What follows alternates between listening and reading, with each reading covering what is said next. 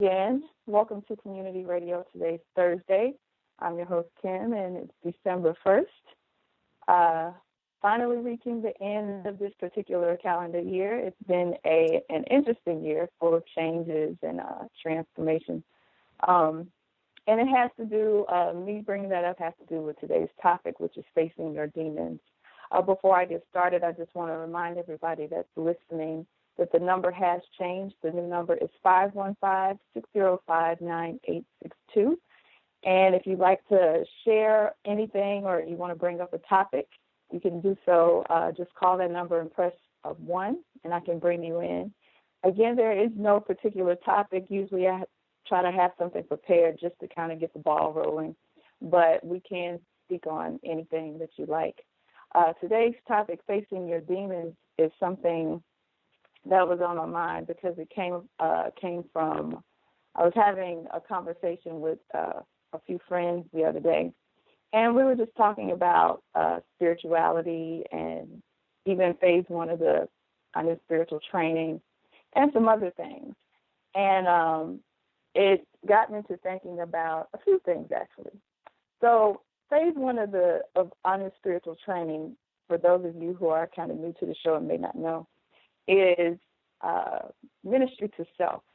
And I know a lot of people probably have come to Dulu House or even some of these shows because they've heard the shows on Orisha and everything, and everybody is interested in African spirituality and want to learn how to work with the Orisha.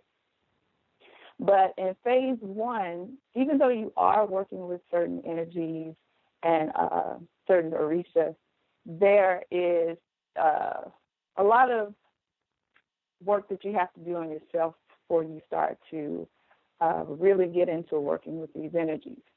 And for a lot of people, we come in and we come to phase 1 like, I can zip through this in 3 months, 6 months. It shouldn't take that long.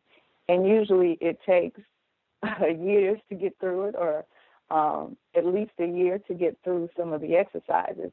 And that's because the exercises are designed to help you kind of break through some of your own personal challenges. And this is important because before you can work with some of these energies, you really have to be vulnerable and open. And some of us have a lot of personal challenges that we may not have had to face or deal with prior to coming into this class. Let me go to a caller real quick that has their hand up. 904. Greeting, 904. Peace, Sister Queen. How you doing? Peace, Kareem. How are you? This is Terrain. Hey, how you doing? Yes, I'm well. Hey, okay. I'm glad you're talking about this particular subject, Sister Kim, because I wanted to ask you a question. Like, because some of the exercises I'm still, practicing on, but some of them, I don't know how to do. I'm reading the directions on how to do them, but I don't know if I'm doing them effective. Okay. Fire breaths, for what, the fire breaths, and I don't know how to, so I'm glad you, talking about, it is some questions and concerns, that, I humbly ask, okay? Okay. Yeah, that's some of the things I was kind of going to get into in this show. Part of the growth or part of the transformations that you make during phase 1 is just what you're speaking about, not exactly knowing how to do a particular exercise. Some of us have never had to deal with a lot of the concepts in this class, or maybe we're completely new to spirituality. But something like fire breath, if you've ever studied meditation or any type of breathing exercise, you may be familiar with it, but some people may not. And this is something that you can actually find exactly how to do it in through different mediums. But the reason why it takes maybe a year or two to get through phase 1 is just that. It's about your journey into finding finding how to do some of these things. You can't always ask, how do I do it? Give me directions on exactly what I'm supposed to do. Step 1, step 2, step 3. Like somebody has to break down exactly everything, has to point you in the direction of where to find the information. Not knowing and the journey to finding out is part of the exercise. It's not just the exercise. It's not just the exercise itself. So even asking the questions or being humble enough to ask, or even going out or venturing out to other sources to try to find out what you're doing or how you do what you're doing, all of that is part of the experience. And you learn something from those things. So it's not just the exercise itself. I know we have a lot of questions from students about the different exercises, or they can't find the information, or they have a specific question about it. And there is a student forum. When you log into the Google House, there's a student forum where, as unique as you think your question may be, it's already been asked maybe 5 or 6 times. So there is, most of the time when we see these questions come up in the inbox, we do answer them. So I do encourage you to go to the student forum to see if someone else has asked a question too. But also, all of the free shows that Chief offers, as well as the books, all of the books, these are all supplements to the course. So you're not going to find everything that you need in the course itself. You have to kind of branch out, use the student forum, talk to other students, go through some of the old shows, and you'll find your answers there as well. Okay. I'm going to put you on mute just for a second, Corinne, because there's some background noise. Okay. But I'll bring you back in just as soon as I break. So all of that is part of the training.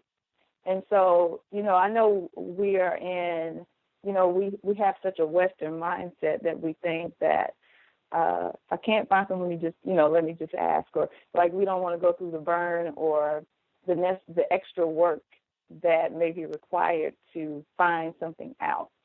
And so that is part of the lesson as well. And like I said, that's why it kind of takes a few times to go through phase 1. You're not going to get it all just going through it once. So you may have to go through it like 3 or 4 times. And also know that, you'll be tested on these things too. But it's not easy.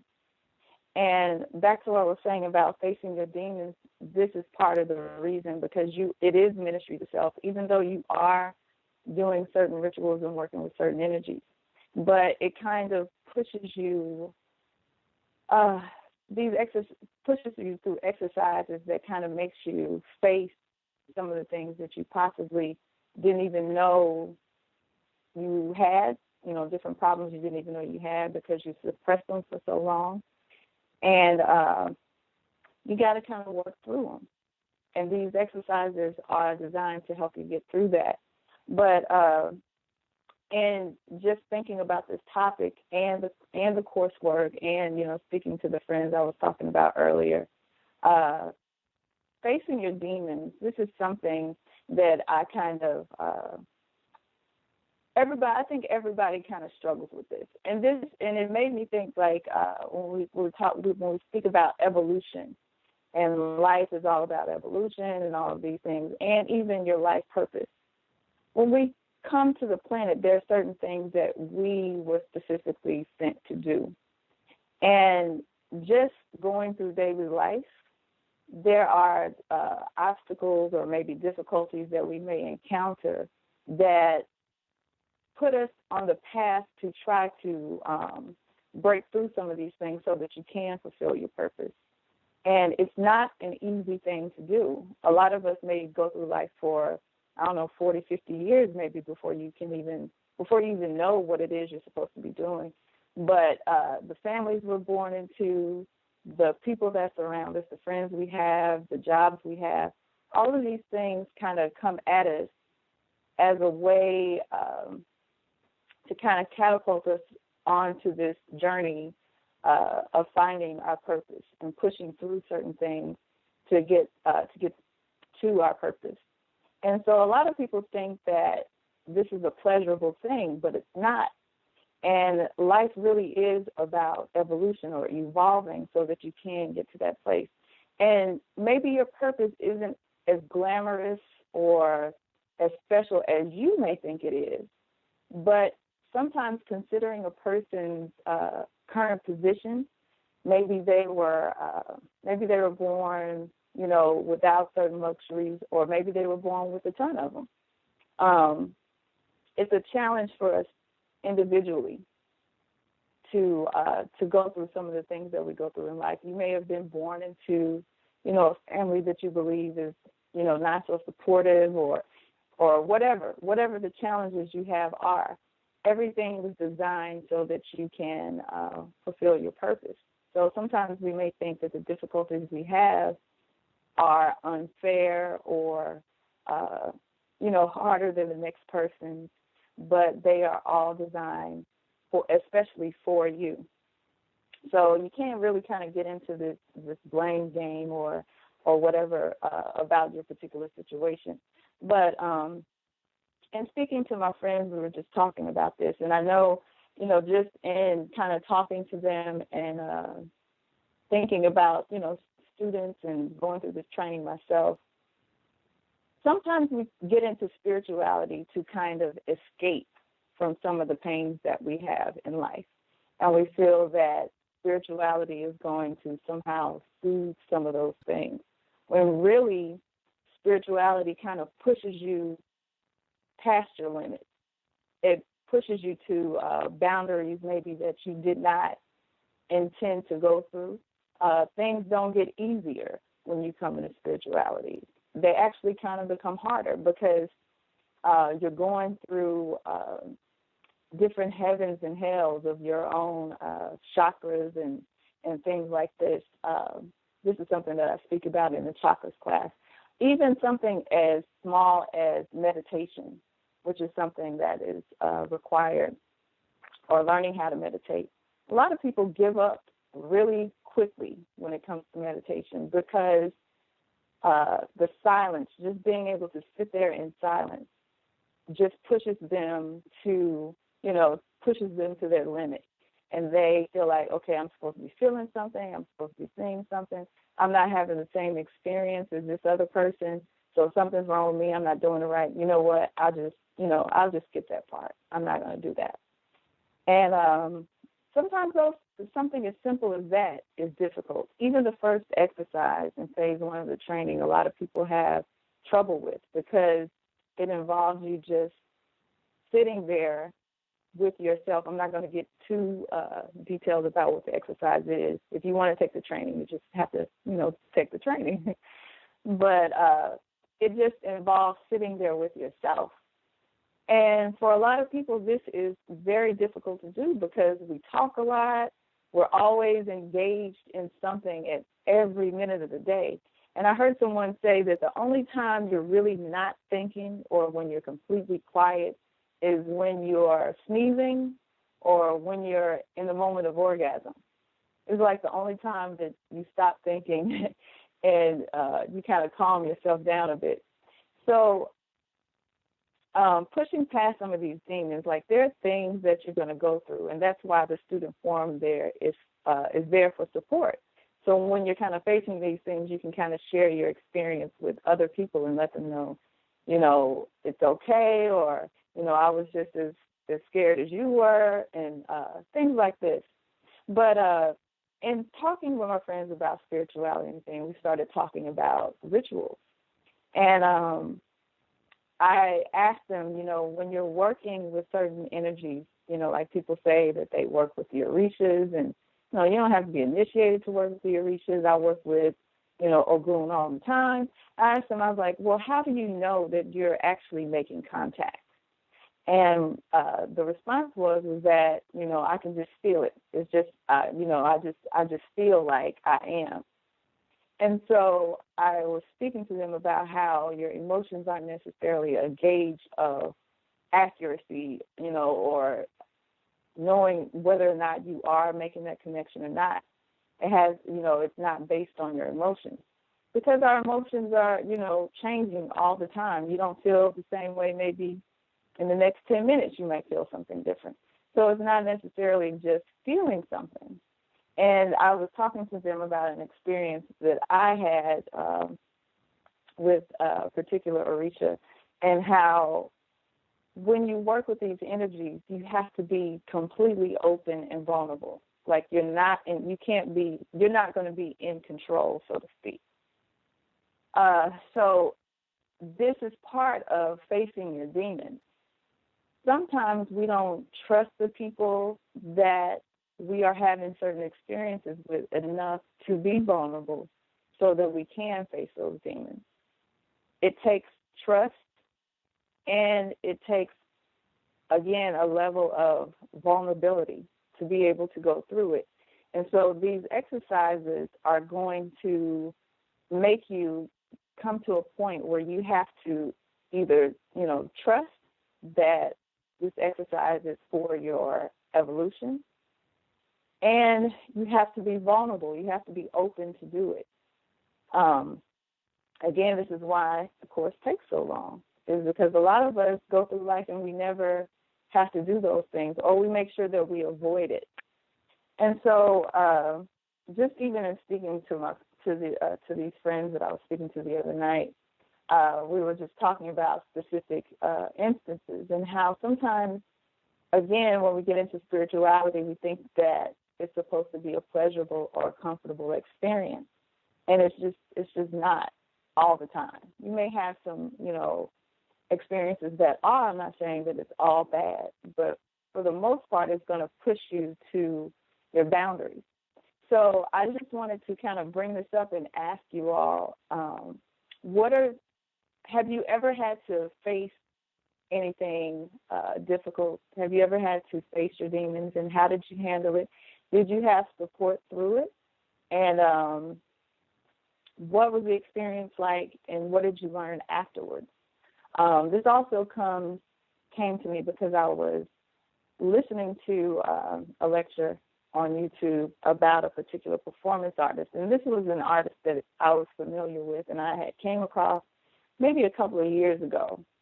And this particular artist, she's a performance artist. She makes herself vulnerable to the audience by always including them in whatever it is she's doing. And so there was an experiment, I call it an experiment, but she says, it's her art form, where she had, I think, about 76 items on a table that she chose. And she told the audience that she was an object. She's an object. And they could use these items that she had chosen on her in any way that they wanted to. And so she had things on there like, really nice stuff like a feather, a rose, a glass of water, things like that. But then she also had things on there like a knife, a razor blade, and a gun. And so the whole act was about the people seeing exactly, what people are capable of, I guess. But it also spoke to her vulnerability of being able to put herself out there to go through this act. And so it made me think about, again, just different rituals. And there have been times where I had to do a ritual where I had to go out, in the middle of the woods where you have no compass and you've never been to this place. And, you may be completely afraid of doing that. But it brings you to a place, a completely different place where you have a different outlook on things after the experience. But it's just kind of getting through the experience is really what the exercise was about, so that you'll realize some of your fears or some of the things that you may have to deal with, that you have to kind of push past. There have been times where I had to go out, like, in pitch black darkness and do certain things, and for me, that was, like, terrifying. I was like, I got to go out in the, the middle of the night and do something, in a place that I'm really not comfortable in. But if you've ever studied spirituality, a lot of things that you do are about pushing past certain boundaries. such as something like fasting. Fasting may be really difficult for a lot of people. But, they don't have to be something really, as extreme as this performance artist that I was speaking of. But they can be really small things, like I said, like meditation or fasting or, something really light like that. But for different people, it may mean different things. So anyway, the number is 515-605-9862. Just press the number 1 if you'd like to comment or if you'd like to share your experience. And I just want to say that even in that, just sharing your experiences, this is kind of what sparked the whole conversation about respect, and the last conversation we had about people just being flat out rude off the bat, and not respecting people, because sometimes people call on the show and they are vulnerable and trusting enough to do so because they sincerely want help. And I don't think people realize how hard that is sometimes to do certain things like that. So when you come out and you just flat out disrespect somebody, like the instance I was speaking of when Anwar was sharing an issue he was dealing with, and a listener just kind of came on and just cursed him out, like that causes people to clam up. And it's really damaging. It can be really damaging to your spirit, to every time you feel like, okay, I'm going to express myself, somebody's going to hurt me or somebody's going to insult me. That's what causes a lot of our problems. We carry around a lot of guilt and shame, and we never do get past certain things just because of that.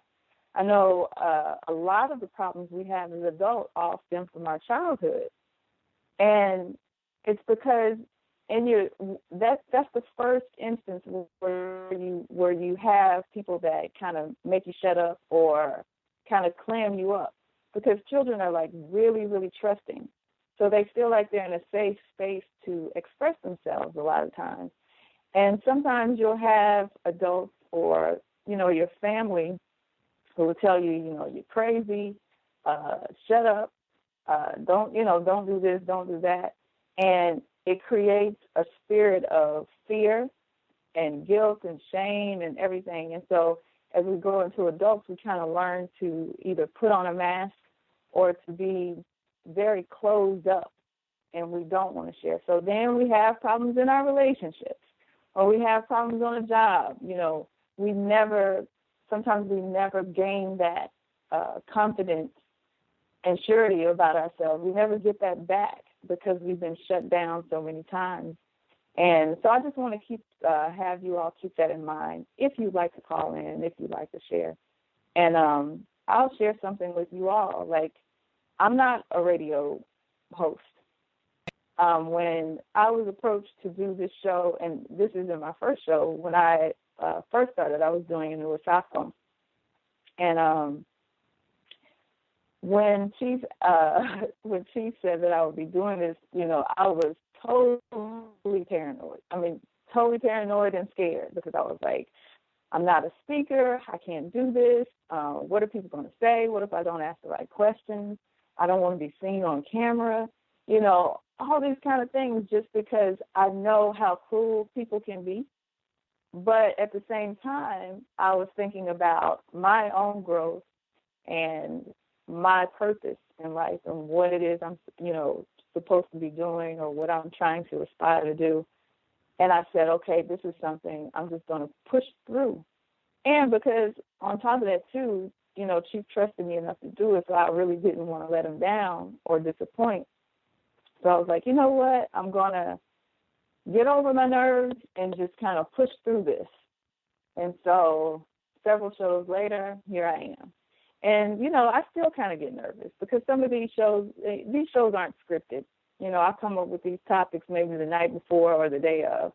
And you just kind of have, I just have to kind of talk through it to get through it. But in doing these shows, it kind of opens me up to a new experience, and it pushes me past certain boundaries that I had before, like being really shy or being afraid to express some of my ideas and things like this. It pushes you past that. So a lot of the exercises in phase one and just different challenges we have in life are sometimes designed so that we can push through those things. I'm going to go to, I think this is Chief. Let me see here. Greetings. Peace. Can you hear me? Yes. Okay, good. Yeah, I just wanted to add on. I have a client coming in a few minutes, so I don't have too much time, but something that kind of struck me just I read the title and the description of the segment, and something that kind of struck me in terms of facing demons is a lot of times we look at the demons as being our inner insecurities and our internal challenges and even character defects that we know we've had for some time, our historical character defects. But if you think about the zodiacal archetype of the Gemini, or even the Ibeje, or even the Marasa, or the sacred Odu of Osha-Meji, what you see is a commonality in graphic representation, and you have twins who, and they're not really twins. The difference between the Gemini and the Ibeje is really it's marriage. It's a man and a woman, who are mated. But what you find is that they're facing each other in every graphical representation. So it's not like, you ever see the Gemini and their backs are turned to each other. So what that ultimately means, especially like when we study the sacred Odu of Osa, and Osa, the word within itself correlates to the movements of waves, like ocean waves. And that's why it's Oya's Odu, because the air lives inside of the wave, and she's that air that lives inside of water. So of course it makes waves. So it's like the ebb and pull, the wave goes out, the wave comes in, so it's that activity that happens within one body, but represents maybe diametric forces, of pushing and pulling. And more significantly, again, thinking about the Gemini aspect, Gem being the root of our marital words like monogamy, polygamy, the Gem meaning marriage. So a lot of times the demons that we face are our counterparts, and our counterparts' responses to what it is that we're attempting to do. And I'm just saying that based on some of the segments that have been done on this particular show recently involving the relationships between men and women, they've gotten the most responses and feedbacks, probably out of any other shows that we've ever done. Right. Really. They don't have the most views. Like we got some shows with 70,000 views, 10,000 views, but comments, I think they've gotten the most comments. I mean, some of them got like 120 comments and things like that. So it gives you kind of an idea of what each other's demons are. So I would say, in many senses, in your training, you're going to find that as a man, your demon, if you're a melanin dominant man, your demon is the melanin dominant woman. And if you're a melanin dominant woman, your demon is the melanin dominant man. Because the demon or the daemon represents a hidden substance that exists within you, and we're talking about the complement that we're trying so hard not to face, not to look at, to run away from. I'm going to go, whether it be to another ethnic group or the MGTOW movement, I'm just not going to deal with anyone, or I'm just going to get prostitutes, whatever it is. But ultimately, people are unwilling to face the deposits that they left in their counterpart, because however each side is acting, and I mean, I think you have another instance of that, because I saw another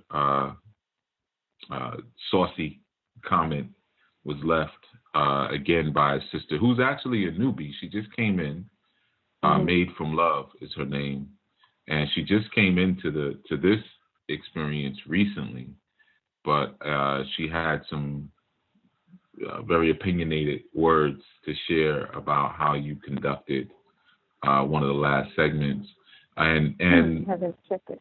I have to see what that is. Well, that's good. Maybe it's okay. good you did. Yeah. It's a little rough, but there were two brothers who kind of came in and, or one or two, I think, and kind of tried to open her eyes up to some things, you know, in terms of, there were two, Bamboo Symmetry, he's a good brother, music producer, and there was another brother, I can't remember his handle right now, but, you know, they just came in and tried to explain, like, you know, maybe you don't totally understand what was going on in the show, you know, but she did this same exact thing immediately, just kind of the profanity and what the hell is this, and you know, that whole type of vibe like that. And for us men, she represents in many instances our demon, you know, because that is your compliment, no matter how much you want to try to get around it. That is your compliment. And if you consider, well, no, I won't even go there. Let me skip that. But so learning how to look at it, deal with it, determine the part that you're playing in it, you know, in terms of that anger and that rudeness and that disrespect, that's a part of facing your demons. You know, it's not just an internal thing. And I work with so many clients and students who have resolved themselves to this solitary existence of spirituality.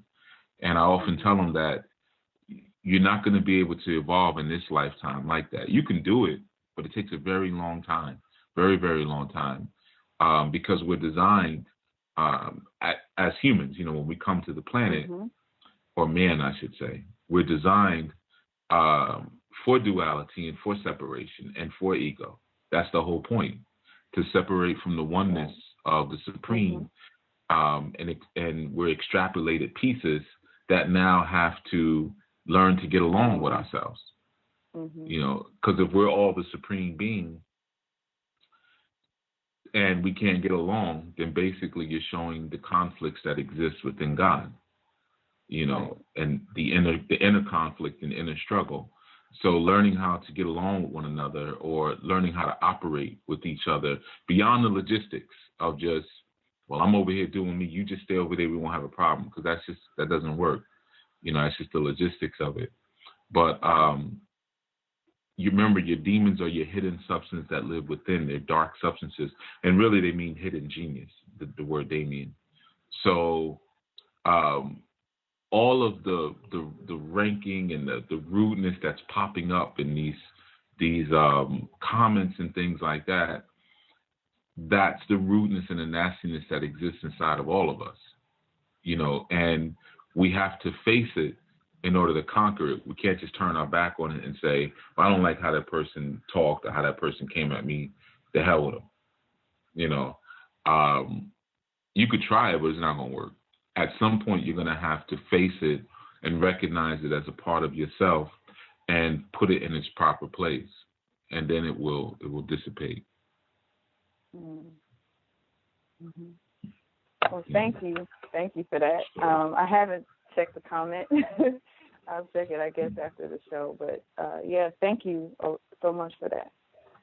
Sure. I think that is, I'm going to go. Did you want to hang up? Or? I'll go right until the time of the appointment. Oh, okay. Yeah. Okay. Yeah.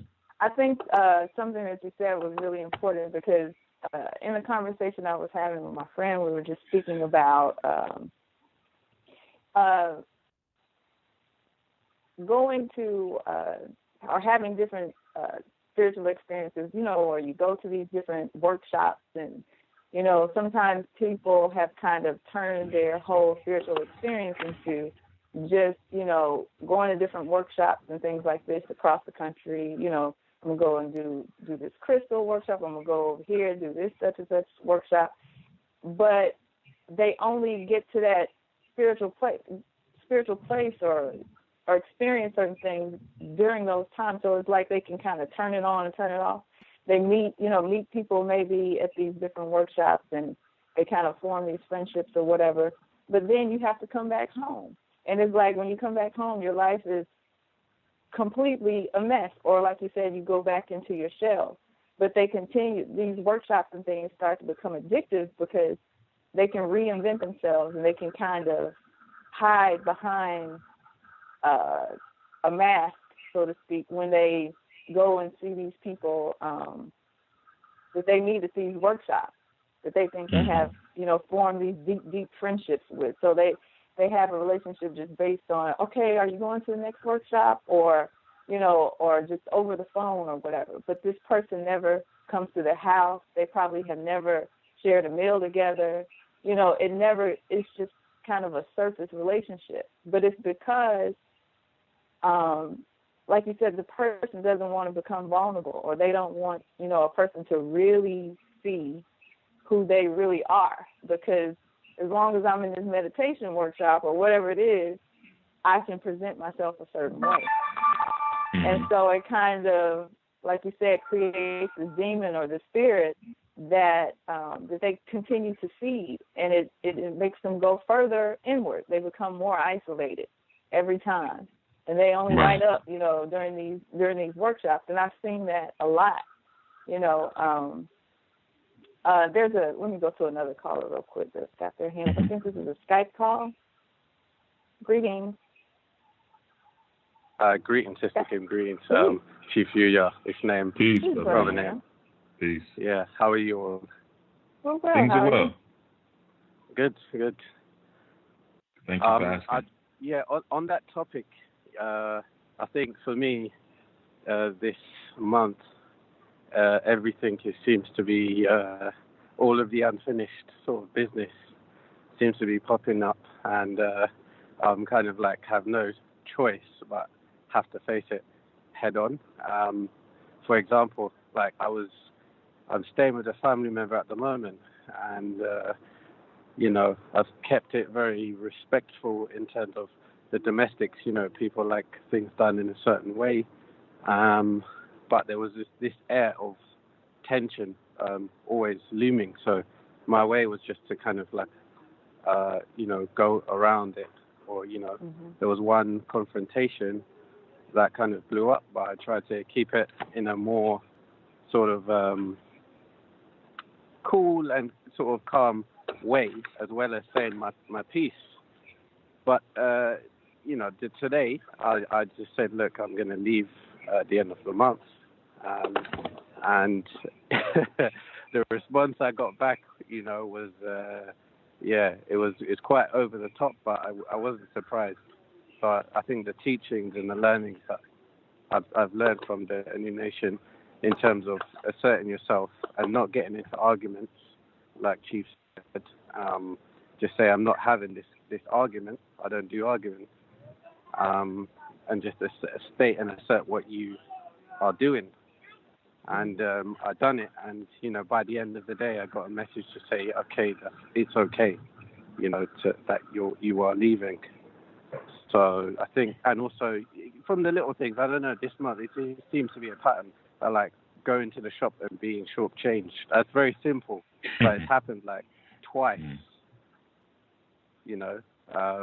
And people are just trying to see if they can push me to to sort of submit to that. So I'm getting these little tests, and it's good. It's at first initially you're just like, I don't want to deal with this. How can I avoid this? That's a typical approach for me in my experience. But I just thought, what the hell? Like, I have to deal with it.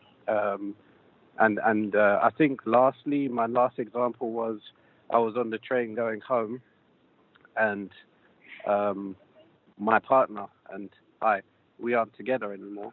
So there was a third party involved, a man who was, to cut long story short, he wasn't respecting the boundaries of our relationship.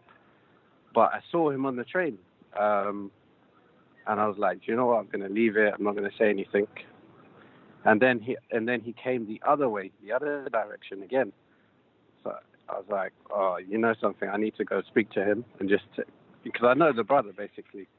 So when I spoke to him, it was a little bit sort of like, I don't want to do this, but I just done it anyway. And I said, look, man, I don't appreciate, when at the time what happened. So I told him that, and he saw where I was coming from, and at the end of it, it turns out we was talking about spirituality.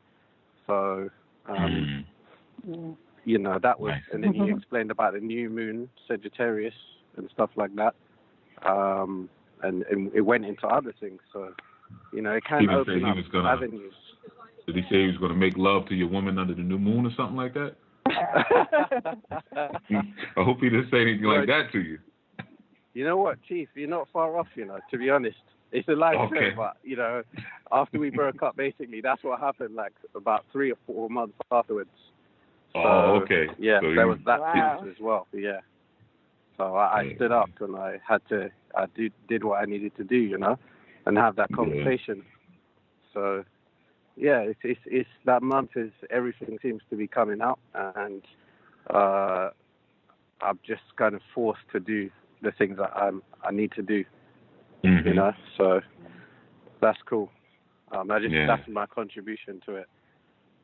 For sure, for sure. Yeah, even calling the show as well. Yeah. I get so nervous. Yeah. Why so? Yeah, you really do. Why is that? Why do people get nervous? As the fact that it's just live, and it's just a public speaking kind of thing, in terms of you've got what you want to say. Sometimes when you're listening on the phone, you know exactly what you want to say. Everything's there. But when the delivery of something, I don't know, all the thoughts come all at once, and et cetera, et cetera. So I think it's a good ego check. I think it's a good being on these segments, especially if you're on and someone disagrees with you, and it gives you a moment to sharpen your skills and really to check yourself, and because when you're looking in the mirror and reciting these things, everything sounds good until you have to place your consciousness within a sphere of conflict, and sometimes that conflict, like you said, is your own shyness, or it's just your own, like, I don't know how sure I sound of what I'm saying, and is someone going to come back and say something and make me look silly, and that can happen at any moment. At any moment. I mean, someone could call here right now and say, "Hey, Chief, I'm Yoruba," and sometimes you put the wrong accents on some of your words, which I know I do, but someone could say that, and I have the choice in that moment to either be embarrassed, thank them, or laugh at it and say, well, hey, give me your, let me write your number down. Maybe you can tighten me up, because I know sometimes I do mess up my accents a little bit, So it's just a growth opportunity through and through. Yeah. Yeah. And just saying what you were saying is a growth opportunity. I think that's something that we don't see, while we're in the midst of it, or even before we decide to go into it. You know what I mean? I think maybe sometimes you get so wrapped up in, like Brother Nan was saying, you think about, you have all these thoughts and you just want to get them out. And I think, even that's what social media is. It's like you have all these thoughts and things and stuff going on. You want to get them out, so you might post something. But being able to, like you said, when you have to encounter a person, or when you have, as long as you're alone doing these things, like you said, everything is cool. Sounds good. There's no, there's no conflict. But as soon as somebody responds, or if you have to actually engage a person, or another person is involved, it kind of puts you in a completely different space. And I think things like social media has kind of really fed those demons in a lot of people, to the point where, like, you can't say anything to anybody anymore. It's like they put out a thought and don't expect anybody to challenge it. And so when they do, like you said, then people are cursing you out or calling you names, or trying to find something else to nitpick about in order to deflect from what the person is saying. So it's like, people don't realize like that's a spirit. When we talk about spirits and all this kind of stuff in spirituality, we act like it's some kind of apparition or ghost or something that we're going to see. But this is feeding that spirit just as much as, like we feed Ogun or something. You know what I mean? So, yeah I think that's really important. Everything is cool. Even before I started this show, I'm like, okay, I'm going to say this, I'm going to say that. I got this point, I outlined it. There are all these things, and it's like, now that I'm in it and doing and actually on the show, it's like, okay, maybe I shouldn't say that. Or, oh, I forgot what I was going to say. Or, all these different things come out because now I'm actually having to engage or dialogue with somebody else. Right. So, yeah. But thank you, Brother Nam. Thank you for your share. Okay, maybe he's muted himself. Yeah. I'm gonna go to Oh, sorry. There you are. Thank you. No problem. Enjoy your day. Okay. Okay, I'm gonna go to another caller here. This is 804. Greetings. You're on Community Radio. Greetings. Yes. I think I'm not sure about what the topic is today, but I think it has to do with vulnerability. Or yes, facing the demons. Okay. So I mean, I've had several. I mean, on this path, I've had several vulnerable moments. You have vulnerable moments as a diviner when you really have to trust. Trust what your tools are saying, what your spirits are saying. You have, and you don't know if it's going to be right. Sometimes you feel like it's a guess because there's doubt involved, skepticism sometimes, especially in the beginning. Excuse me. Yeah. I've had vulnerable moments when I've taken spiritual baths. Specifically, because the baths I've taken, I've never been able to take one like in an actual bathroom or anything like that. Like I see folks doing in Cuba and other places like that, or I guess the ones that you would buy at the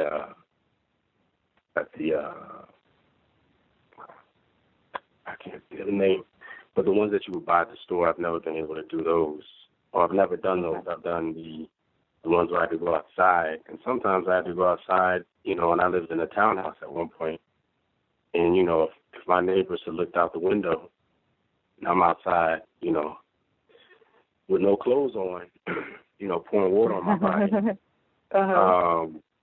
that would have been interesting. And then there have been times when, I've had to do them outside, and it was cold, which is kind of vulnerable as well. So that's my contribution. All right.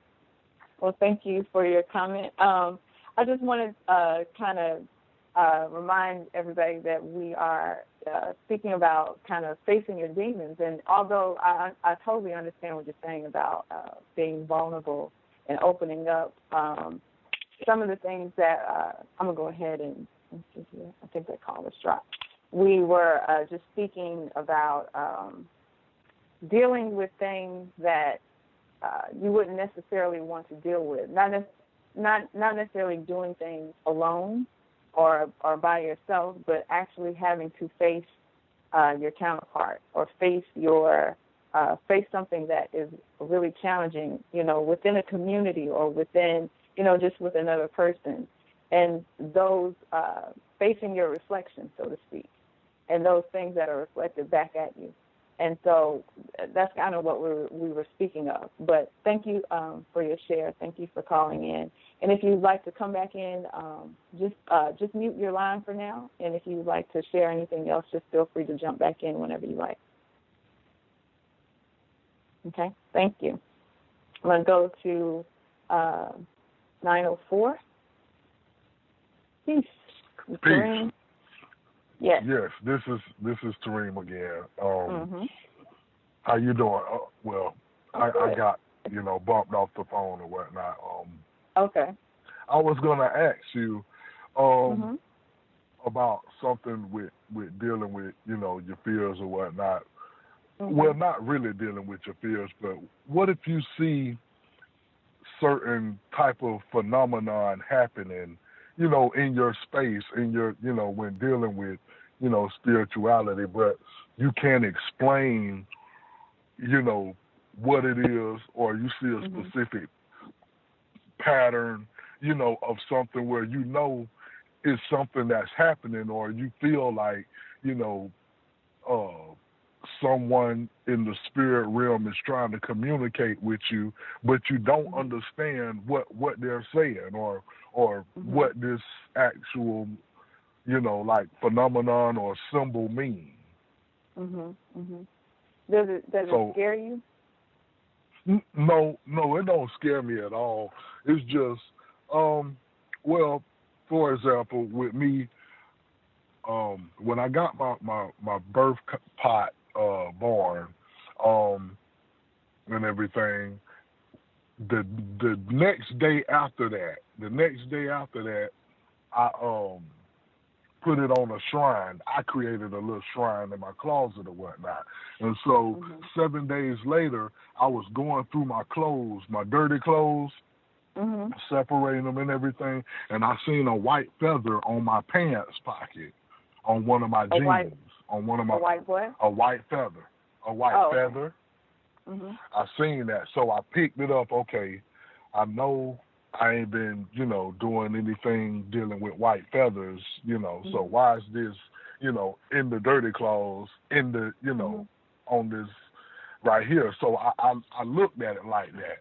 So probably about 3 weeks later, I'm walking through a nature trail, listening to, Chief Speaks or whatever, and I seen another white feather in the trail. Okay. And I picked it up, and so just this morning, later on, I looked beside my bed, cleaning up and stuff, and it's another white feather. Okay. So it's like I see, the something is going on or a pattern here, but I just don't know how to interpret it. And I feel lost. I feel, is that me facing inner demon or something like that, or is that? I wouldn't necessarily say that's an inner demon. I think that there's something that's trying to be brought to your attention, because sometimes, like, when we don't get the message, or if something is trying to be communicated to us, like, it comes at us harder and harder and harder until we finally acknowledge it. Oh, hang on for a second. Let me, because I can hear your car. I'm sorry. Okay. Okay. Yeah. So sometimes, like. Okay, I'm sorry. All right. Sometimes the message can come at us louder and louder and louder in order for us to acknowledge it. And so perhaps you had ignored this, whatever it is that's trying to get your attention. Maybe you ignored it several times. Maybe you've ignored it for years. I don't know. But whatever it was that was trying to communicate with you, say, okay, you know what?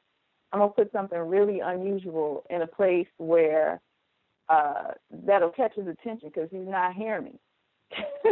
He's not getting it. Exactly. So like you said, it was like, okay, so it came in the form of a feather on top, in a place that you least expected it to.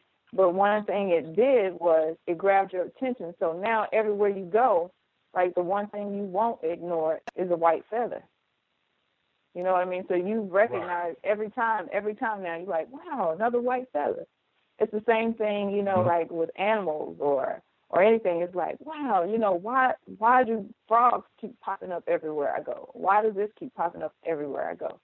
Well, something is trying to get your attention. It's trying to get you to face something. Now, you as the student or whatever, it's up to you to kind of analyze those events and figure out what was going on surrounding, maybe what was going on in the moment when you saw it, to try to figure out what it is you're supposed to be learning from it, or what you're supposed to be paying attention to. Yeah. Right. Okay. Yeah, that's what I just have to do there. Just keep my eyes open, and write it out. down. Yeah, write down like what were you doing in the moment? What was I thinking, or what was I going through in the moment when I found this feather? And then, the second time you found it, what were you thinking? What was going on? What were the circumstances of the day, or what was the environment like? Third time you saw it, what happened then? And then you'll kind of maybe see a commonality between those three different times. Oh, this is what was going on at the time, or this is what I was thinking about at the time, or maybe I just finished talking to this particular person, and each time I found this item, this person pops up, or this, issue that I have comes up every single time. Okay. So, yeah, you just got to kind of have to, maybe you have to journal it in the beginning, because sometimes, like, you'll forget. A lot of times you might forget. So you might have to start writing it down, or, just to keep a record of what's going on and things like this happen. Okay. Yeah. Yes, ma'am. Thank you for that, Sister Kim. No problem. Yes, ma'am. All right. All right, I'm going to go to 443. Peace, greetings, y'all. How y'all doing? We're good. You always call like that. It's just me.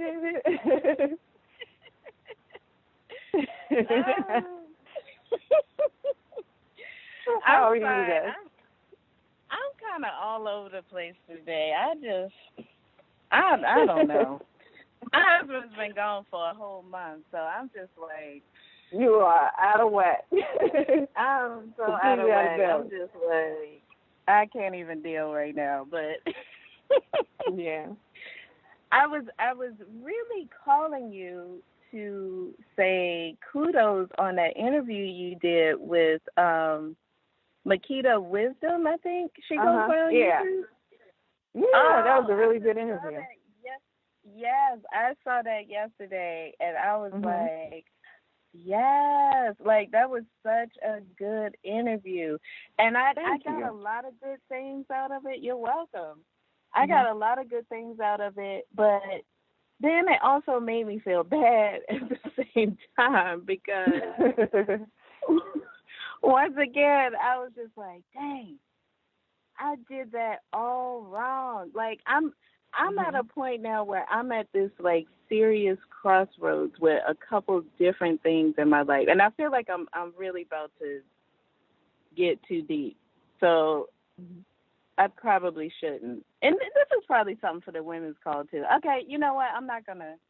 I'm sorry. I don't want to be vulnerable. I don't want to be vulnerable. Face that demon. Okay. Well, what did you get from the interview? What was it that from the interview that stood out? The good part. Or whatever part you were thinking of. Well, more specifically, when she was talking about when you asked her, like, in her culture, what is it? What is the definition of being a woman, and when did you find out that that's what you were, Right. And she was talking about how, growing up as a young girl, they didn't have dolls because she was surrounded by babies, like, all the time. And even, like, the way that they interact with their babies, like, they don't do baby talk and stuff like that. Like, they talk to their babies like tiny adults, you know what I mean? Right. Like, hey, stop that, or whatever. And so from that, I was like, oh, okay, so check. We can check that off. Like, my husband and I were never really into the, baby talk type thing. It was like, no. And we really didn't like it when other people talked to our babies like that, too. Like, why are you doing that? Right. And even our babies would look at them like, what is your problem? Yeah. So, it was like, oh, okay, that was good. But some of the things that made me, just look at myself and just our family in general was like, how she was like, there was really no such thing as, oh, you're 18 or 21 or whatever. So now I'm going to get my own place and now I'm going to be my own person, and, she had other family members renting all these apartments. They're spending all this money when you really could have just been at home stacking your money and, creating a nice little cushion for when you do go out there and, you start your life as a, right, kind of like your own person. You have your own family and you're not just out here struggling. You know what I mean? And we didn't do that with our children. My daughter, as soon as she got out of high school, she was like, I'm out. I'm out. I mean? Yeah. And she's been out and she's struggled. I mean, she's holding her own, don't get me wrong, but she's been going through it at the same time. Yeah. And it's like, you can come back home. And she's like, nope, no, that's okay.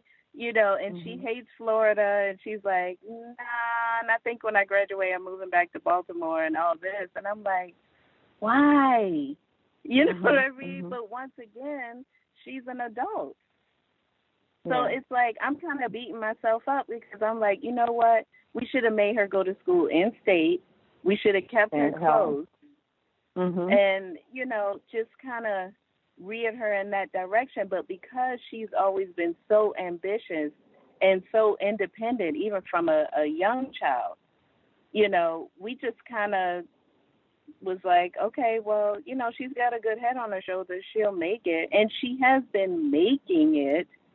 But she's also gone through a lot of struggles. You know what I mean? Yeah. It's like, man, all of that could have been avoided if we would have just kept her close. So it was just things like that. And then that kind of spiraled me into looking at other things, me as an individual, me as a mom, me as a wife, and, just who I am. And it's like, people are always like, oh, you always look like you got it together and you're so fashionable and this and that and the third. And I'm just like, y'all have no idea what's happening behind the scenes. Like, it's some loose ends. It's like, I don't even know where to start. From the physical me, I try to stay in the gym, stay in shape, but then I'll get on the Monday call with y'all and eat a whole bag of popcorn. It's stuff like that. It's with the spirituality. I'll do just enough that's comfortable. But like the 804 caller said, like some things he has to go outside and do. And he lives in a townhouse, so it's like, ooh, if my neighbors look, that's going to look kind of weird. I live in an apartment, so I can totally relate to that. Like, when I put my offerings by a tree, I'm sure my neighbors are like, why is she putting food out by the tree? And so I'm thinking of it's things like that when I shouldn't even care. Like, why am I even caring about that? And have you noticed that when you have those thoughts, that's the time when your neighbors are outside? So, it's like we're projecting it so much. We're projecting that fear of being discovered or a fear of people finding out about me. We're projecting it so hard that we actually... It happens. It actually happens because that used to happen to me. I do the same thing. Like if I'm, I got to go outside and do a ritual or something. Like I don't have a privacy fence, so it's like whoever's outside is going to see what I'm doing. So it's like, so I remember doing that in the beginning. I was like you, and like the caller said, you're looking around like, who's going to see me doing this? Who's going to see me doing this? And every time I had that thought, my neighbors would be outside. Until I got to a point where I was like, okay, this is really messing up what I'm doing. I can't really focus on it. This is who I am, what I do, or whatever. So I'm not worried about that. Or going out there and saying your prayers and stuff all out loud and really getting into it. You know what I mean? Because you're like, okay, my neighbor's going to come knocking on the door, trying to figure out what I'm doing. But when you get so wrapped up in that fear, that's when that's when those demons come. You know what I mean? That's you start to manifest it because you're focusing on it so hard, or because maybe this is something that has been suppressed in you for so long that it comes out. Just like you know, I was speaking to again this group of people I was speaking to the other day. I was saying how, have you ever noticed, like when people, maybe you have like a character flaw or whatever it is that you may be trying to suppress or that you don't want anybody else to see, have you ever noticed that maybe people always try to come to you and tell you that this is a problem with you? Like, you know you're this or you know you're that. And it comes really soft. Like maybe your mom will tell you, like she'll give you that feel like, I'm telling you this because I love you and I don't want you to get out there and have to have other people to tell you this. You know, so it comes at us in a soft way. But sometimes we ignore it, and we don't fix it. And then we get a person that comes to us that maybe we don't like or that you really, really just hate. And they may tell you the same thing. And then you ignore it again because you say, oh, that's just such they don't like me. So that's why they said that. We dismiss it again. So it's like each time that we do that, we start to bring more people into our life that are going to be the reflection of whatever it is we're trying to hide or whatever it is we're trying to suppress. More and more people start to come to you like that. And I think that's something that we ignore because it's like Brother Nam was saying, he was like, you know, we try to avoid it because we're like, it's uncomfortable or we don't, you know, I just don't feel like dealing with that today. You know, I'm not going to deal with it today. So I'm just, you know, a person keeps calling you, if somebody you don't want to talk to, I'm not answering this phone. I don't feel like putting up with this person's mess today. But then next thing you know, they're knocking at your door. Next thing you know, you're trying to go grocery shop and they pop up at the grocery store. So it's like these people or certain opportunities will continue to show up if you never address them or if you never face those demons. You know, Jesus said in previous shows, the only thing that dissipates a spirit or dissipates a demon like is to shine light on it. So you have to give it your attention and give it your focus. And then once you've dealt with it, guess what? It's gone away. I think he used the example of Freddy Krueger, like in the, I forget which one it was, but Freddy Krueger had appeared to one of the kids or something in the movie. And they were terrified, but she kept saying, you're not real, you're not real, you're not real. And then it's like the more she tried to avoid it, the bigger and scarier it got. Until finally she turned around and faced it, and she was like, whatever, you know, you're not real. And then it finally went away. So it's like putting your focus on it is kind of, and dealing with it and getting through it is what makes the behavior or whatever the problem is that you're facing finally, you know, go away. You just finally have to deal with it. Yeah. Yeah. Just be brave. Yeah. It's so hard, though, you know. It's so hard. And then, you know what? Nobody really talks about or even shares what's going through your mind or what you're dealing with in the moment or as you're experiencing it. You know what I mean? And I think that's why things like the men's group and the women's group is so important, because when you're going through it, if you're going through it with a specific person or a group of people, whatever it may be, sometimes you just need to talk about it. You know what I mean? Yeah. You might not be able to talk about it with the person that you're experiencing it with, but you may need to go to, you know, your peer group or, you know, another group of women or a group of men and be like, dang, you know, gosh, I was just really fighting this and fighting this and fighting this, and I'm falling apart. I don't know what to do. I'm trying to get through it, but I'm really struggling with it. Just so that maybe, so you can talk about it, and maybe somebody else has had the same experience, and they can kind of share a bit of wisdom of how to get through it with you, or let you know you're not crazy, you're okay, you know, you're just going through this right now. You know what I mean? Right. So it's really, really tough. But yeah, that interview, just for everybody listening, that Tasha was speaking of, I interviewed a lady, her name is Ida, and she has a channel on YouTube called Makita Wisdom. and it's a Cameroonian sister, and she was speaking about spirituality and, you know, just the experiences of African spirituality, you know, from a Cameroonian perspective. And so she had moved to, I think she's in Ontario. She's in Canada. And then I think she travels back and forth from Canada to the States sometimes. And just talking about her experiences she had, you know, dealing with African Americans, if you want to use the term, and other people, and just her experiences in dealing with spirituality coming from somebody who comes from the culture. You know what I mean? Because sometimes we get it, you know, we don't have that perspective, or we may think some of the things Chief is saying is like, you know, I don't know, maybe we don't believe him or something, I don't know. But a lot of the things she said, you know, kind of is exactly what we're going through, like in Beyond the Spiritual Training. So, and a lot of things that Chief is teaching. But I thought it was interesting just to get another perspective. So and coming from a woman, to kind of talk about those things, because, you know, Chief will always say he's not a woman, so there's certain things that he's not going to speak on too much. You need to get it from a woman. And so that's another reason why I kind of reached out to her, because I was like, let me find another woman to talk to this about. Let me see what her experience was like, you know. So, yeah, thank you for listening to that.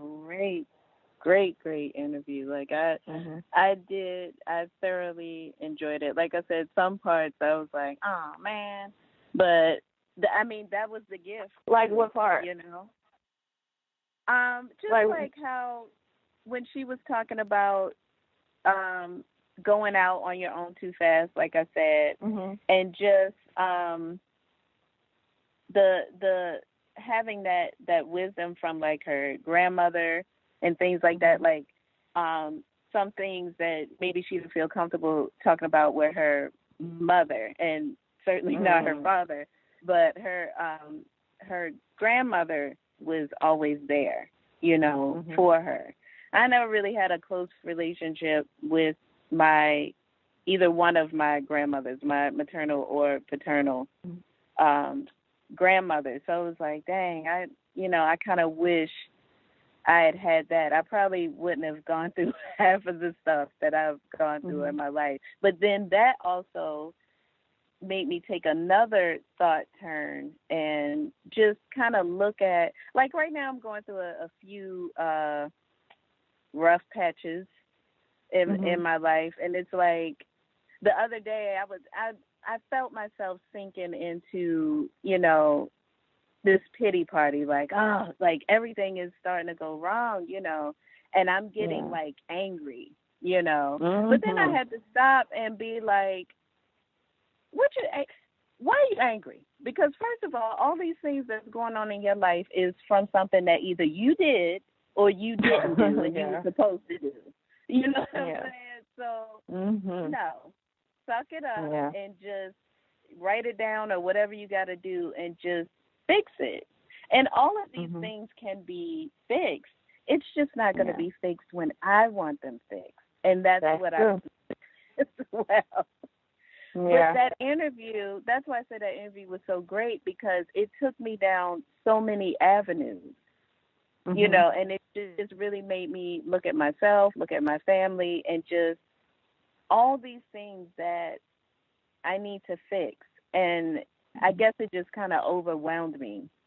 And it's like, well, where do I start? You know, like, I have so much to do, and it's like, I don't know what to touch on first. So that's just kind of what I'm going through right now. And I feel like I'm ranting and just rant and purging, which I don't mean to do. But I think that's kind of what this forum is for, too. It is. And I just feel comfortable with y'all, so. Yeah, it is. I'm sure some listeners are like, oh, God. I totally understand what you're saying, because it's like when you get to a certain age, you know, all of the decisions that you have made in your life start to weigh down on you, so to speak. You know, once you come into a certain knowing, and it's like, oh, man, I'm dealing with this because of that, you know. And like right. you said, it affects so many different areas of your life. It's just like, gosh, where do I start? You know, or even what kind of approach what approach do I take? Or how do I really make these changes?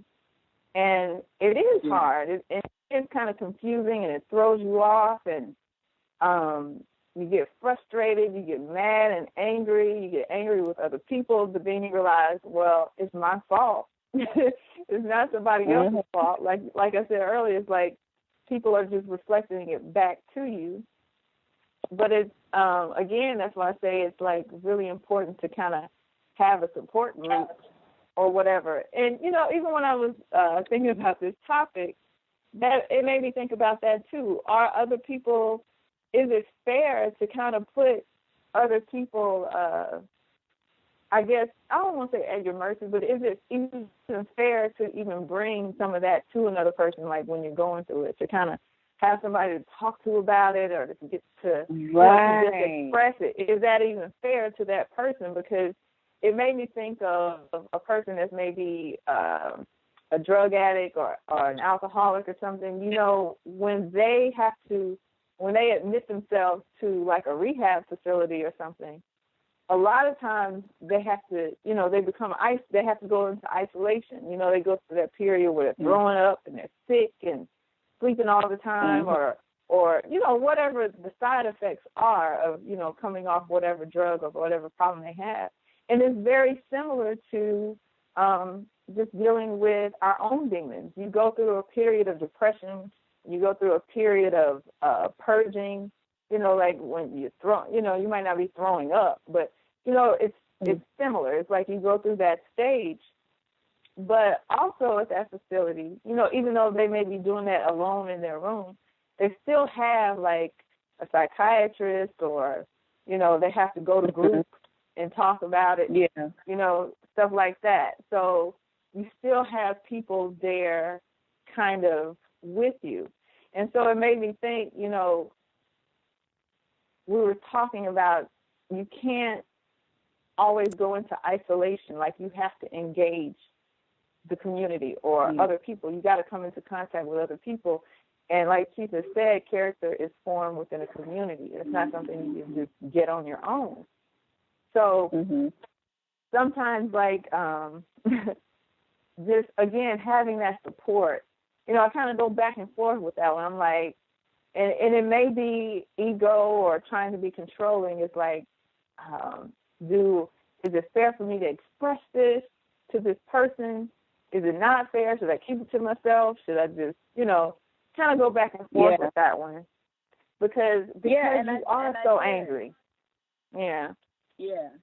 And I did. I don't know if you saw that I kept dipping in and out of the call because I was like, okay, I'm going to say something. No, it's too deep. I can't do it. But it's like, oh, but I think they could probably help me out. And it's like, no, I can't do it. And then also I was thinking, like you said, is it fair to dump this on someone, you know, right? All of this that's going on. But then also it's like, I don't want to take from this form. You know what I mean? Yeah. Like, I don't want to just call in and, you know, participate in this just to get. So how can I give? But at the same time, it's like, I don't really know if I have anything to give because I'm trying to figure out all of this stuff. So it's just, it's a whole lot. It's a whole lot going on. But, and, you know, sometimes even in your just expressing whatever it is you're going through is helping somebody else. You know, just like in the training when we have the forums, people don't realize somebody else has asked the same question you did 10 times already, and it's been answered. But if you don't engage in the group, you'd never know. And so a lot of times, you know, and she started that, he was saying, you know, when you have a question about it, ask other students, ask your peers. You don't always get to go to the chief to ask your question. And I like to use this example of when we talk about hierarchy or even working with the spiritual world, using the Walmart example that a friend of mine uses. It says, like, you know, if you want going to Walmart and you're looking for bread or something, there are people there on the floor, workers there, who you can ask, where is the bread department, or where can I find bread? You don't necessarily you're not going to call up Sam Walton and say, I'm in God knows where, Alabama, where is the bread? You know, you're not going to go directly to the head to ask these questions. There are people right there on the ground, you know, right there with you that you can ask. And so for the students in the class, I think they kind of forget that. Like, you don't go directly to Chief to ask these questions. You have people that are going through the training with you that you can talk to and ask these questions to. You don't always get to just go to the top and ask the question. And so when you do that, like I said, you're helping not only yourself, but other people who are on the same level. You're helping your peers as well. So I don't think it, like I said, I kind of go back and forth with that one. But because at a point it might get to be a little disrespectful. But it does help, you know, to let somebody else know what you're going through, because maybe they're about to go through it, or maybe they are going through it and they're too afraid to say so. Just like these calls, you have people that, strong supporters that call in all the time and share. And then you got those people who just make smart little comments on the videos who never call in and share anything, you know, and just tear the person down. Like, that's why we say that's so disrespectful, because you're not brave enough to call onto the show and share something you're going through because you're afraid that somebody's actually going to respond to you. But this person trusted the space enough, this person made themselves vulnerable enough to share that with somebody. You know what I mean? And I think that's so underrated with people. Like, they feel like, I don't know, maybe they think they're doing something noble or something by trying to present themselves as one thing, you know, trying to present themselves as being so tough, when people don't realize we all got some of the same mess, especially as black people in this country. We share a similar history, which is slavery, you know, that slave program. We share that history with each other. So a lot of problems that we have, we all have. But we don't want anybody to know, you know what I mean? I don't want to talk about it. We want to pretend like, you know, maybe we're the black family that didn't have to go through that. You know what I'm saying? But little do you know, we all share a common history. So, that is true. Yeah. That is so true. Yeah. Oh, and just I'm sorry, I don't mean to cut you off. I was going to let everybody know, too, if you want to check out the interview that Tasha was speaking about, you can find it on my YouTube page, Serious Bitch, SIRIUSBITCH. Okay. Okay, go ahead. I'm sorry. No, I was just going to say, you know, thank you and Chief and even the other listeners for listening to my rant. Hopefully you can understand. And I welcome any feedback or advice or whatever, because yeah. It's tough. It's a weird time. Really is. It's a weird time. It's a weird climate right now. It is. Yeah. I will say that I will agree with you on that, because I'm going through it too. So. Yeah. I'm going to bring back in a caller and see if they're still there. Let me see if Tareem, are you still there? You may have everything on mute. I'm bringing the other callers back in. Again, if you want to comment, the number is 515-605-9862. Just press the number 1. Tareem, what's up? Are you still there? Yeah, I'm here, sister. Oh, okay. I was just checking to see if you had anything you wanted to add or anything you wanted to say. Oh no, I was just listening to y'all, you know, conversation and just soaking it in and just trying to pay attention. I'm actually working, so I had to put myself on mute because I know y'all bash me about the noise that be in the background. You know, I already got my little spanking from it, so I try to, you know, keep it cool. All right. Thank you. We appreciate but that. I'll come in I'll chime in if I have any questions. But Okay. I do have one that's not related. Like Sister Kim, you did put me on the men's call, right? Like the email. Okay. Yeah. All right. And for yes, everybody ma'am. listening, the first men's group call is going to be on, I think that's Sunday, the 3rd. Is it the 3rd or the 4th? It's going to be this Sunday. And so if you want to be on that call, make sure you send us your email address and let us know that you want to be on that call. You can send it to questions@inunation.org. But really, you're supposed to go to Our New Life Global, ANU, Our New Life Global, and .org, and sign up and let us know you want to be on the men's call. So that group is finally gotten together, and they're getting ready to kick that off. And I know that's something that's needed pretty badly too, because men also need to vent, and not always to a woman. Like they don't really communicate like that. So if you want to be on the call, if you're a male listener, make sure you get signed up with the Our New Life Ministry at ournewlifeglobal.org. And if you are a woman and you're listening, and you want to sign up and do the same thing, at newlifeglobal.org, let them know you want to be a part of the Monday call. Okay. Yeah, so good luck with that. I hope I will that you all have a good meeting on Sunday. Oh, yeah, it should be interesting, man. It should be because, we're not programmed to, really express our feelings like that. Like, you know what I'm saying? Like, just really we're programmed to harvest our, feelings or.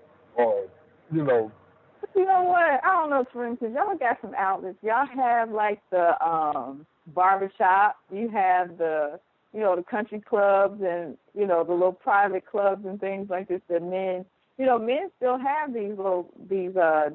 You have the different types of clubs or bars or whatever that you go to where it's, like men only. Yeah, I get the barbershop because a lot of men do, be building with each other in the barbershop, but I've never been to a scene, any of the country clubs where, men are building or, whatnot. But we do need to do that, though, get some nightclubs or something popping where we can they're there. They are there. Oh, yeah. Yeah. Oh, okay, yeah. So, I'm just glad to be a part of it, excited about it. We thank you for signing up. So that will happen again on Sunday. So make sure you get signed up. So with the information of what you need to do to be on that call, make sure you can get the number and the time. Because I don't know the number or the time. So make sure you sign up so that can be emailed to you within a reason. Give the organizer a reasonable amount of time to get that information out to you. All right. Right. Okay. Right. So I'm gonna just mute you again. Well, you mute I your can mute mic. myself. Yeah. Okay. All right. Yeah, that'll work. Let me go back here to 813. 813, are you still listening? Are you still there? Yes, I am here. I'm here. Greetings. Greetings, Chief. Greetings, Sister Kim. Greetings, community. Brother Byron, Sister Tasha, Brother Tariq. That was Nam. That was Nam. That was Brother, oh, yeah, that was Nam. Yes, it was Nam. Okay. My apologies. Brother Nam. It's the British accent. I know, right? Yeah. I like it. Brothers across the pond, man. Brothers across the pond. Yeah. Sister Tasha, you said I enjoyed what you brought. You gave me a lot of energy into my own vulnerabilities that I'm experiencing currently. I give thanks to that. Hey. And you also did a drop. You said, "Oh man, I have to sample that, and I got to make that into a beat." That was awesome. It was awesome. Oh man. But just to put it out there. And to tag along what Chief was speaking about a second ago, and the brother Nam when he spoke on tools, right now, I've been working on rebuilding a business, it took me longer than I assumed I was going to take to finish up my office in my workshop. I'm still working on it right now. And there was a point where I heard Sister Michelle come up in my head and said, "Get off and go do something."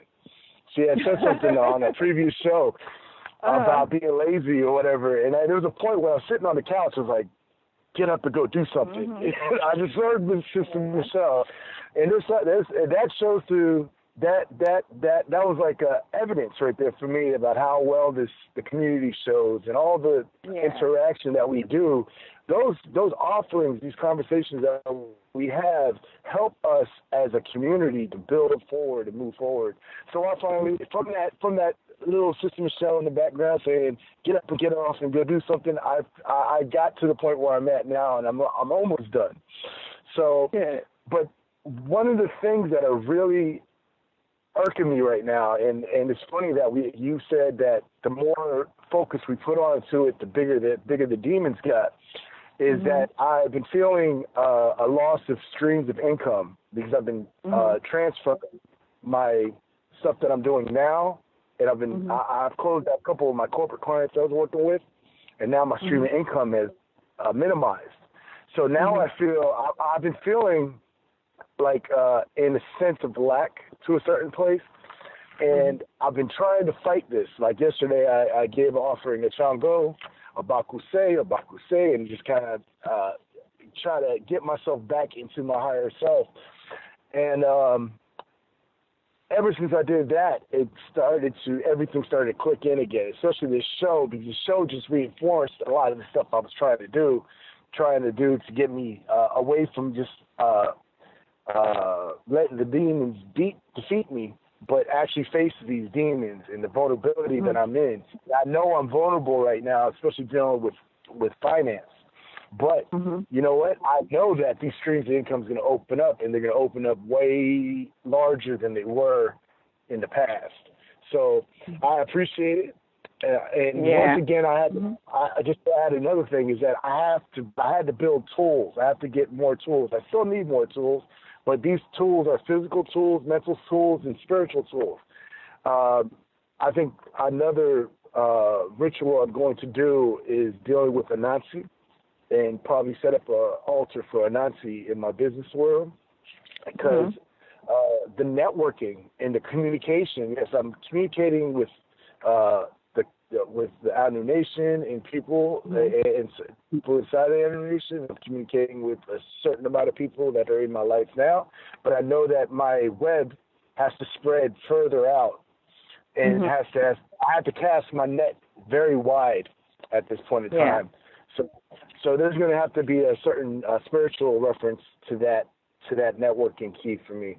I've personally been living in a hermit type lifestyle, like you guys were speaking about, with hermit spirituality, and I know it's not working. Well, it's working. I'm building up the Ashe, but it's not connecting the way it needs to because of my lack of putting my arms out. And spreading my network. So it's coming. It's coming soon. I have to get myself just prepared, just a little bit more, a couple more things I got to do, and then I'm ready to move. And I'm feeling very confident, and I appreciate everybody's offerings and conversations today. You're welcome. Thanks for sharing. Yeah, that's a tough one, man. It's like, we're we're in our solitude and just practicing things. You get into meditation and you get into all these things and you just feel this overwhelming peace, and I'm so calm and everything is all love and light. As long as you stay in your house, you can be all love and light. But what about when you go out of your house and you encounter that person that knows how to push your buttons every time? Now all the meditation and love and light stuff goes out the window. You know what I mean? So that exercise, you really don't even know if what you're doing is actually working, because you're not testing it. You're not putting yourself out there to really see if what you're doing is really working on you. You know what I mean? I can be so sweet and loving and at peace and Nobody's going to disturb my peace and blah, blah, blah, all day long in my house when I don't have to deal with people. You know what I mean? But can you still maintain that when you go out and you have to deal with people that don't like you, people that may scream at you, people that may disrespect you? Can you do it then? You know what I mean? So I think a lot of times we're just kind of lying to ourselves about some of the things that we're doing because you're not exercising it within a community or with another person. And you know what? That kind of came to me. I put another video up on my YouTube page. Make sure you check that out and subscribe and like and share. And it was about women who, you know, we've been talking about relationships a lot. And I saw like a lot of videos on YouTube of women who are giving all this advice about how they should be and women should be this way with their man. And, you know, they're telling, you know, you should submit. You know, kind of going on some of the topics that we've been talking about, disrespect and all this other kind of stuff that women do. And women aren't feminine and all this other kind of stuff. And I saw a lot of women who were saying all the right things, you know, and they look good, you know, makeup was done and, you know, all this other kind of stuff. But you know what, when I started to, because I was going to reach out to some of them to maybe be a guest on the show or something. And when I started to do my research, or looked at more of the videos they had and all this other kind of stuff, I found out you're single. You don't even have a man. You know, like these women are single. So how can you get on camera and say all this stuff? Like, it's cool to, you know, it's real easy to get on camera and say all those things. You know all the right things to say and kind of make yourself an object of desire. You know what I mean, for men, because then men will be like, that's right, sister, blah, blah, blah. Oh, you look good, you fine. But then at the same time, she don't even have a man and more importantly, doesn't even want one. You know, this same person would show up at events and she's taking pictures of herself with different men like, oh, this man is so great. He has, you know, this Fortune 500 business, and I would have the pleasure of sitting on this panel with this man, and oh, here I am with the great such and such. All these so-called wonderful, great black men, and I'm sitting here like, well, why won't you pick one? You know, you don't want to. You don't have a man. So all this stuff you're talking about and this advice you're giving to women, you're not doing yourself. You're just sitting up spouting a whole bunch of different stuff that sounds good because you want to make yourself like this unattainable object of desire for men, and you just want men to just kind of salivate over you or whatever, but you'll never pick one.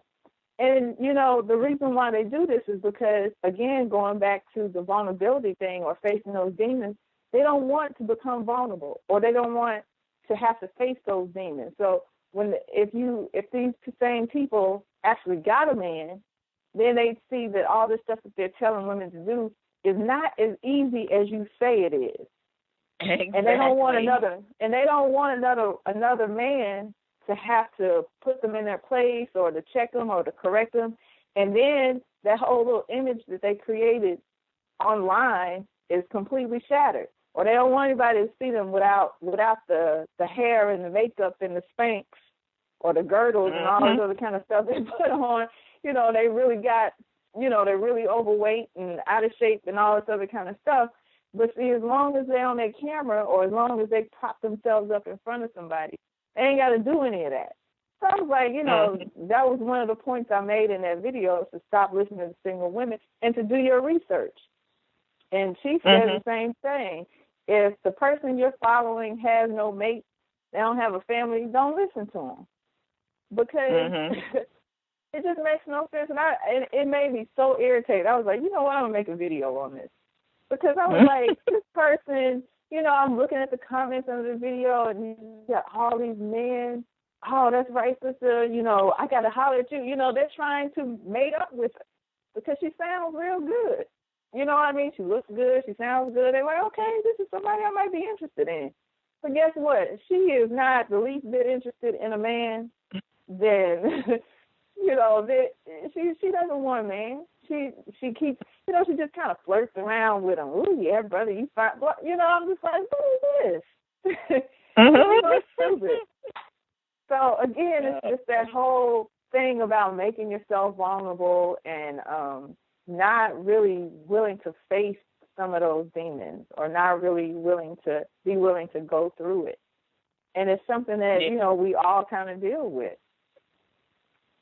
Yeah, it's a hard pill to swallow sometimes. It really is. Let me go to 804. Let's see here. 804. Peace.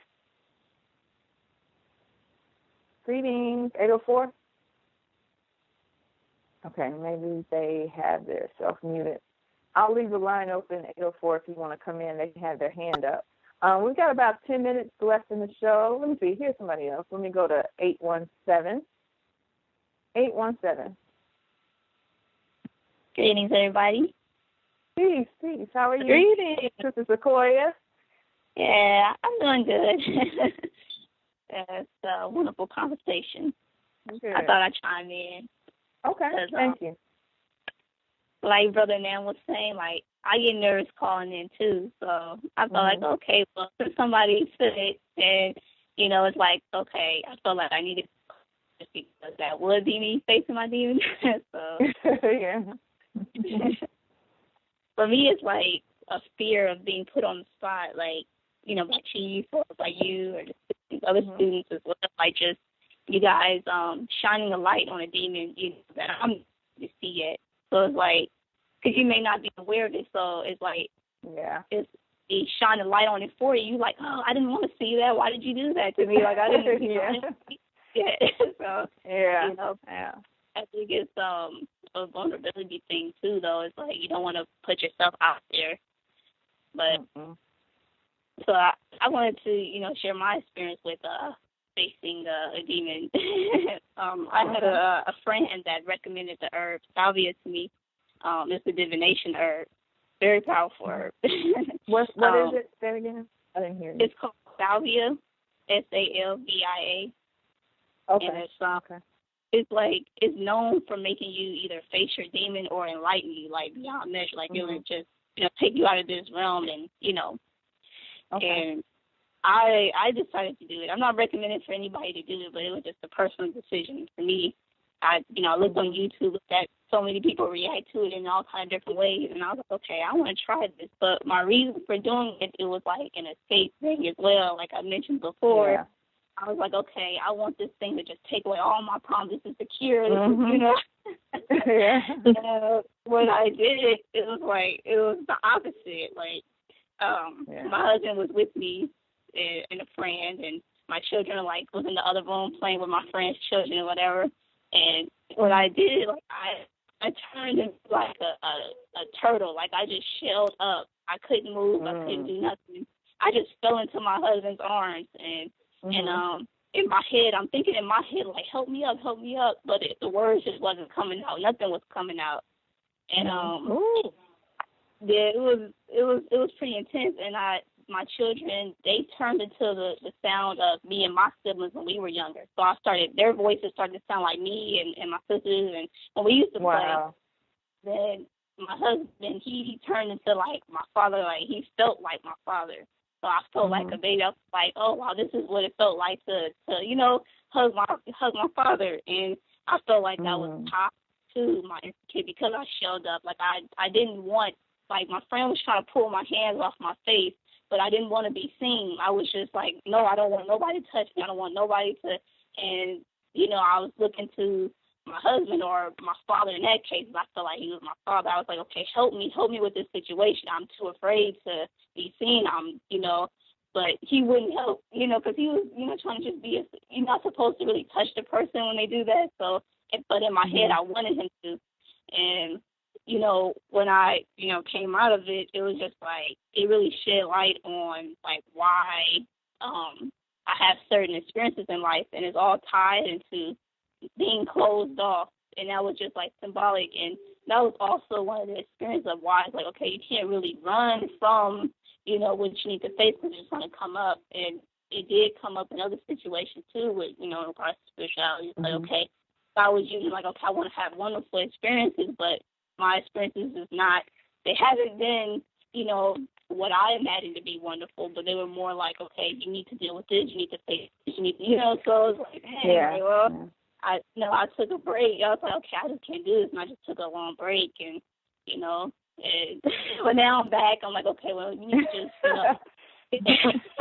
you need to just, do it for the right reasons, like because you need to heal. You need to, elevate yourself, not because you want to escape your problems. So you need to balance out facing your problems in the physical and in the spiritual. So that's when it's not running. I just have to do this, Yeah.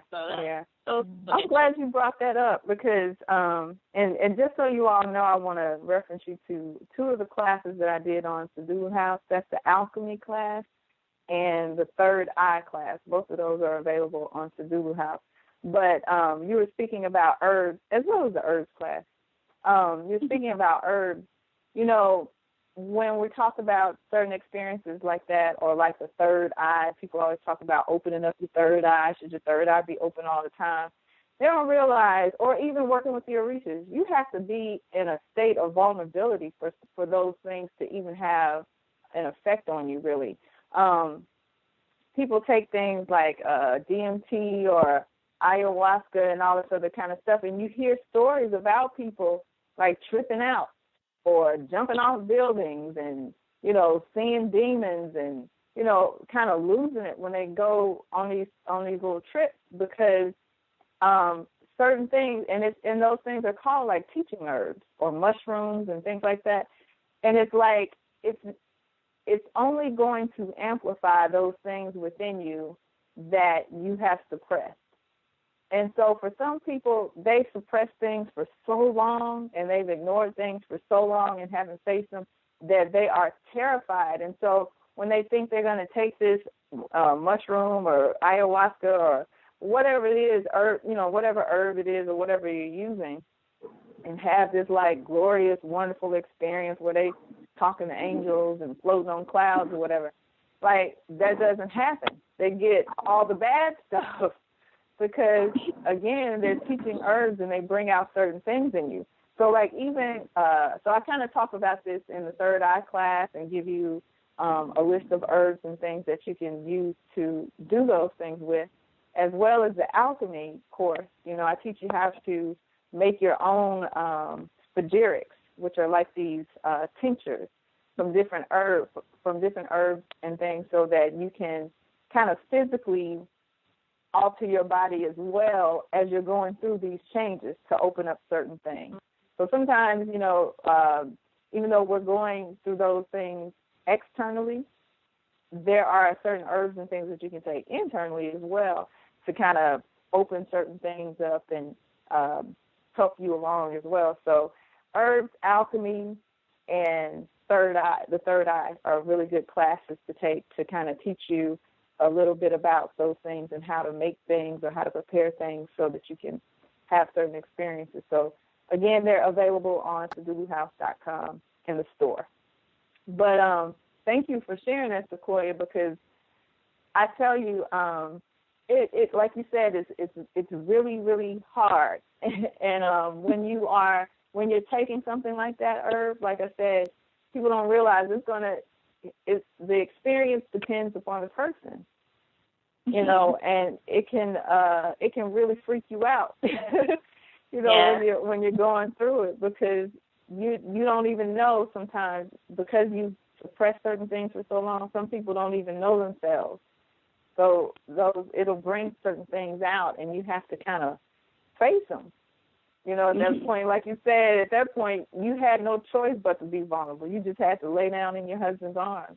It's like, and everything in your head is telling you, get up, you straight, don't worry about it, get your head together. But you just couldn't do it. And it's the same experience that you will have sometimes with Orisha. Like when you come into contact with some of these energies, like you gotta be vulnerable and open. And they will come at you so hard sometimes they'll just knock you on your butt because you keep resisting. You keep putting up a fight. You're trying to call on them and asking for help, but you don't want to be open to the experience. So they'll just knock you out, so they can do whatever it is that they need to do. And so sometimes, like I said, some of the programming or whatever that we may have had as kids growing up or whatever, we kind of get stuck there. and we start to create a mask or just kind of clam up in a shell. And as adults, we don't want to open back up again because we're so afraid we're going to get hurt or whatever it may be, you know. Let me go to 347 real quick. Peace. I know who this is. 347. 347. Peace, Sister Gail. How you doing? I'm good. How are you? Yes, I'm fine. Peace, family. How's everybody? Peace. Greetings. Sister Tasha. First, Brother Anwar, I gotta tell you, hopefully I was, you know, at least polite about it. I was pleasing thank yous in there, you know? And I wasn't just like, get up and do it. No, it was peace. It was peace. It just had the Spanish influence inside it. Let's just say that. With the chancleta. Okay, great. I just wanted to jump in real quick because I have two babies over there in the living room alone. I just want to tell you guys that thank you. And Sister Tasha, you know, everything that you're going through, we're going there with you, and it gives us so much life. And by us, I mean women, especially married women with babies. You know, you're giving us so much life by talking about your experiences, and by showing that we can change. You know, I think that's so big, and it's so important.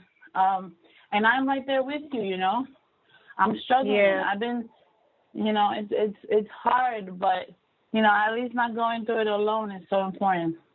And I want to thank you. Oh, Lord, child, you about to get me crying up in here. Lord, I can't do it. I ain't gonna do it. Oh, well, that's great. I mean, it's not great that we're going through these struggles, but it's great that we've all found each other.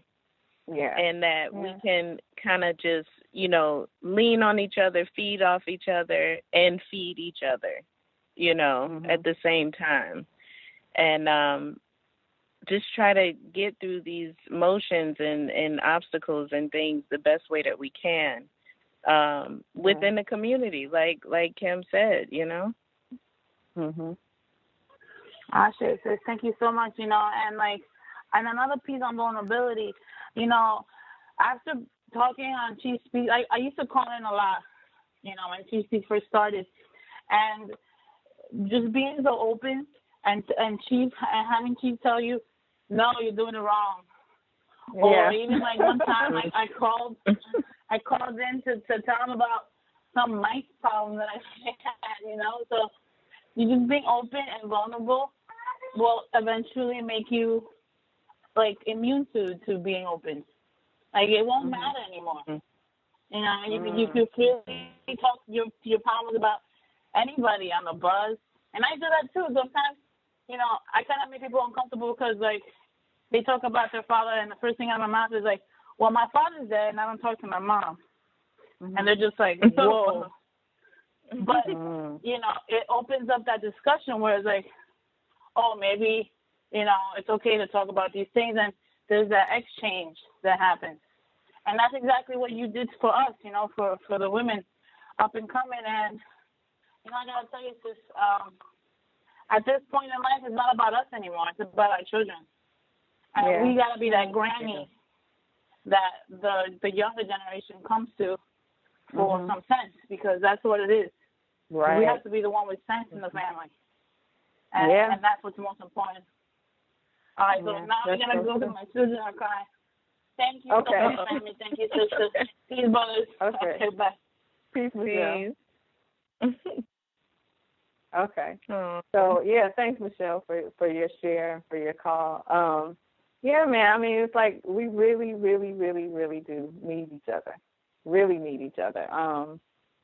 Because, like I said, just going through some of these things, like, you never know how, first of all, you don't know how you're going to react. You don't, because you haven't faced those things, you never know what a person, you know, is capable of almost. You know, you don't even know what you are capable of. And you never know that once you get through it, what's on the other side of it, you know. And it makes me think, you know, isn't that what we want from other people. You know, think about some of the people you dated in your past or whatever. This is why we like people like artists and certain singers or rappers or teachers, whoever it is that you admire. It's because some people have the courage to just put themselves out there. And you look at them and you admire them because of that. You know what I mean? But we always say, you know, but I could never do that. You know, I can't do that. But you admire those people that, you know, you admire those people that do. You know, I look at some artists and I'm just, you know, amazed that, you know, even like the performance artist that I was speaking of earlier, I'm just so amazed sometimes at some of the things she does because I'm like, wow, that takes such a tremendous amount of courage and of trust and love to be able to do that or to put yourself through that. And it just made me think, you know, well, isn't this really kind of what the spiritual journey or life is kind of all about, just kind of pushing past certain boundaries to evolve yourself?